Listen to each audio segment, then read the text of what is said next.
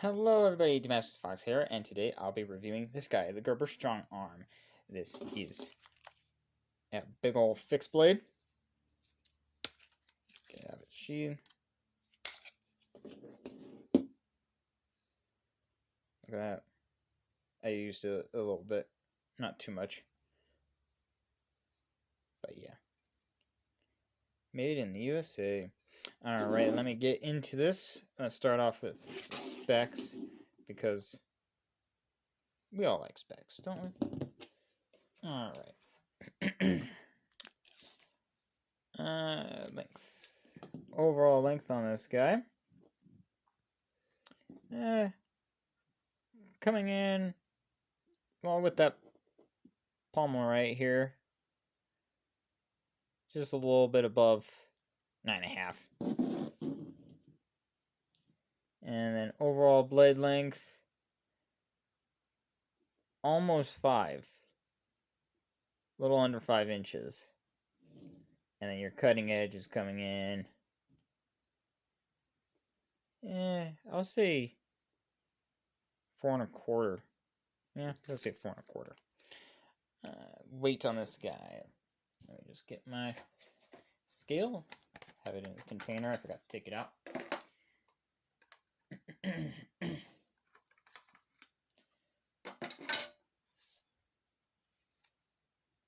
Boom.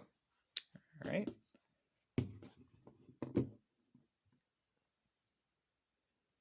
And we're on ounces. Weight.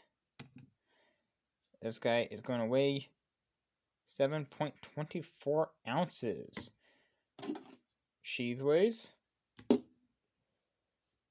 It's a little bit dangling. I'm not really sure about that. Maybe that. 2.8. See if I can get everything on there. I'm going to make this accurate,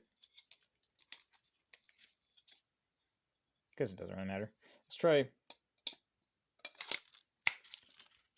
Show the weight.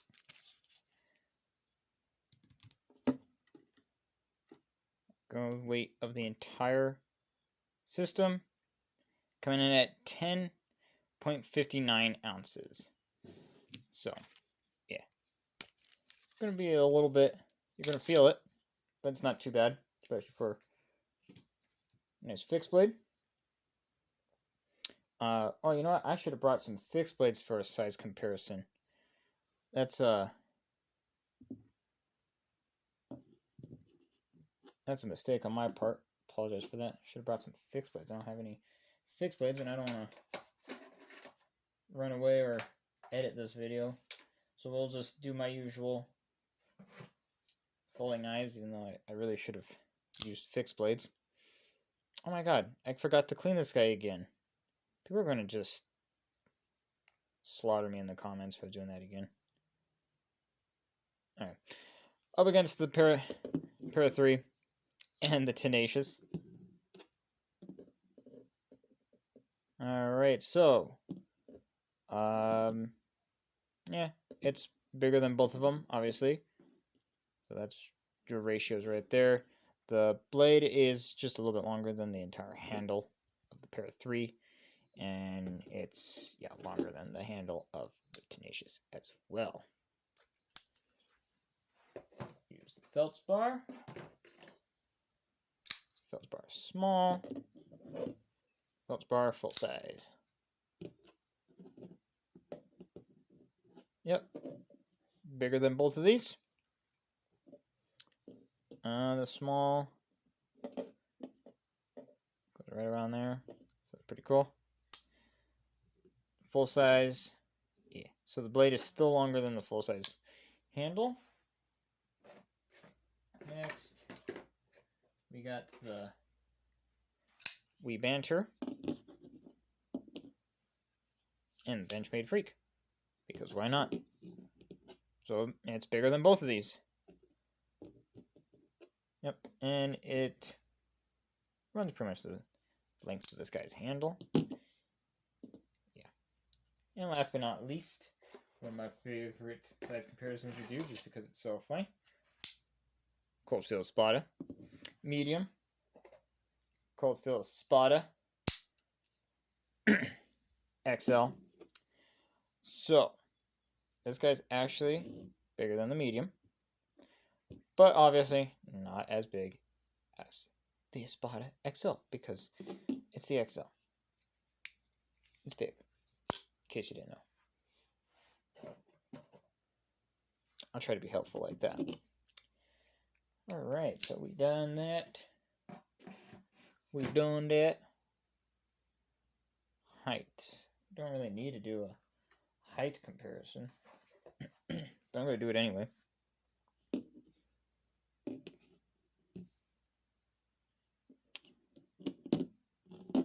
So this guy, handle is not as high as the Para 3, and the blade is not as high as the Para 3.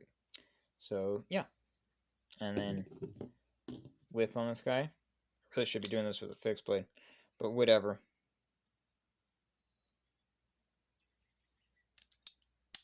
With, you can see with the handle. So yeah, a little bit thicker than the Para 3, and then the blade thickness, you can see right there. This guy is much this guy's much thicker. Can't even speak correctly. Than the Para 3, all the way up the stock. And then that swedge grind is actually really nice. And I'll show you the thickness on the Espada medium. So yeah, it's thicker than the medium Espada.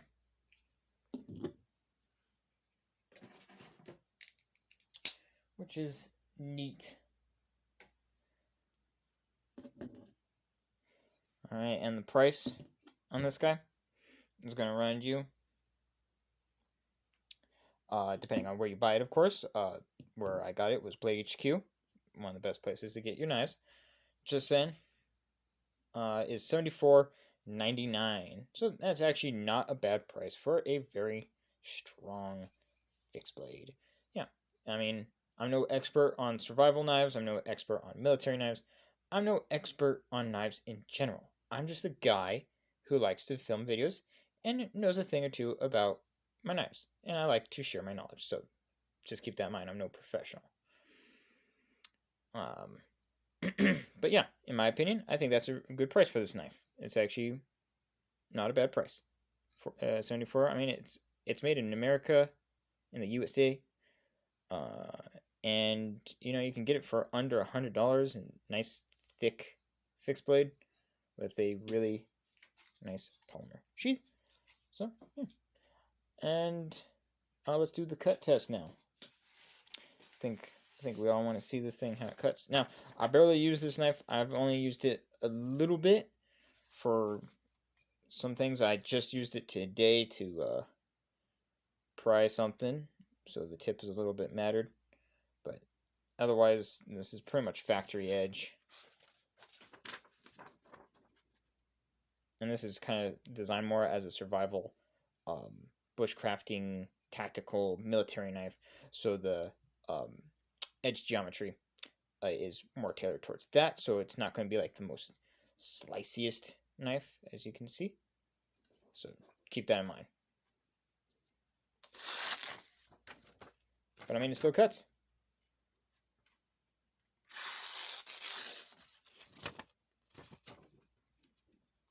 I mean, you ain't really going to be using this to slice up your apples. But you can use this to chop your apple in half. That's not bad, actually. Puncture. Yeah. Out of the box, I felt it, and it has quite a toothy edge. You can kind of feel it as you run your finger up, or your fingernail. So you can feel kind of a toothy edge. So, yeah. Maybe when you get out of the box, just give it a quick strop. But otherwise, it's gonna do its job. You can chop, you can pry with this, you can baton, all that kind of cool bushcraft survival stuff. Yeah. So Now, to give you my personal opinions on this, if you're interested in my personal opinions and rambling on for another probably 10 minutes or so, I'm going to talk about this knife and what I think of it. Spoiler alert, I actually like it. I really like this big old fixed blade. It's really nice. This is, hold on. There's 4 versions. Black, coyote brown, black serrations, or, black handle with serrations, and coyote brown with serrations. So, yeah, pick your choice. I don't really care about serrations. Never had use for them. Don't like them. Tough to sharpen. But that's my personal opinion. Feel free to put your opinion in the comments on serrations. But yeah, I don't usually opt for serrations. If there's an option, I go with non-serrated. That's just my opinion. This steel on this guy is 420 HC, so it's actually it's not a super high-end steel. It's actually I would say pretty old steel. There's definitely better steels out there on the market, but for this price and for what you're getting, it's actually not bad, and it will do its job perfectly. It's a what's it? A high carbon steel. That's what the HC stands for. So it's 420 HC. That stands for high carbon. So this is a high carbon steel. It's pretty rust resistant. It has a decent edge holding, but it won't hold an edge forever, like more premium steels, like 5160. That one has better edge holding and impact resistance than this guy, but it will rust more than this guy will. So that's one of the benefits of this guy. It's rust resistance, it's price, keeps the price down, and it's just nice and durable. It's a little bit on the softer steel, so it would be a little bit easier to sharpen. And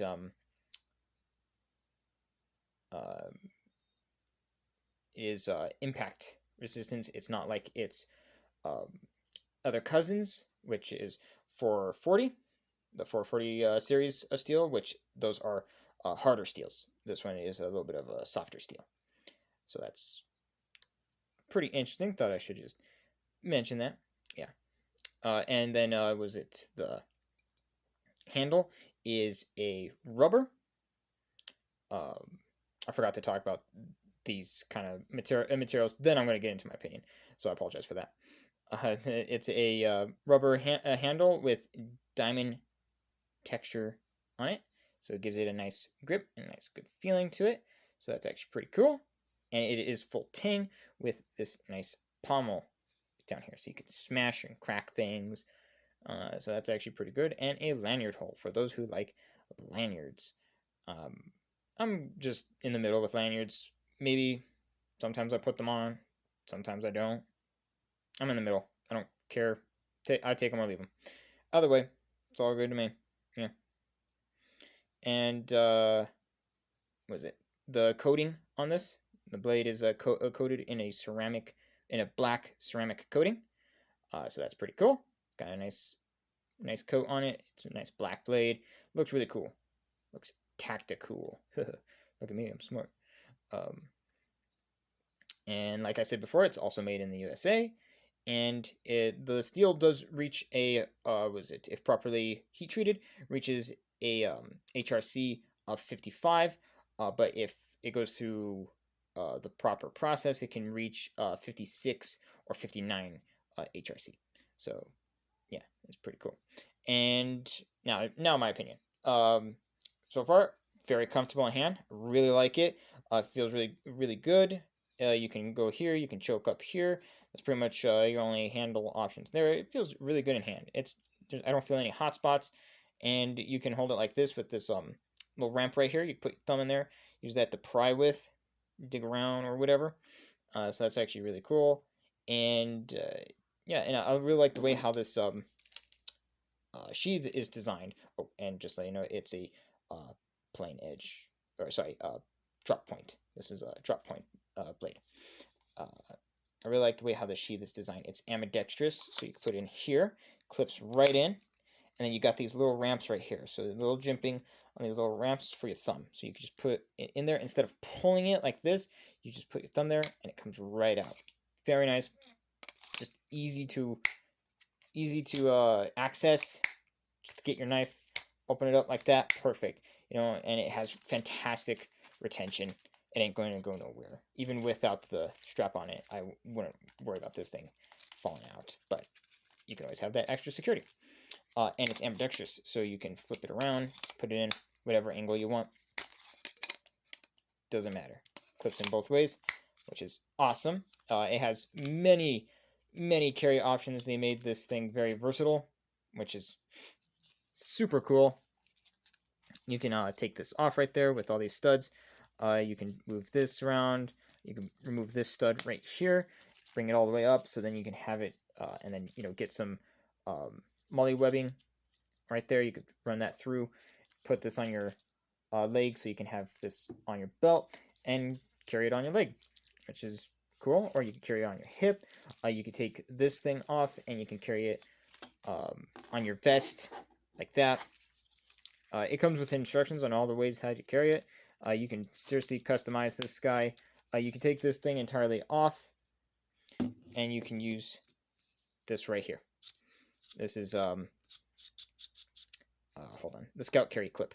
So you just, I left this thing in here. Probably not the best idea, but whatever. I did it anyway, and nobody can tell me what to do.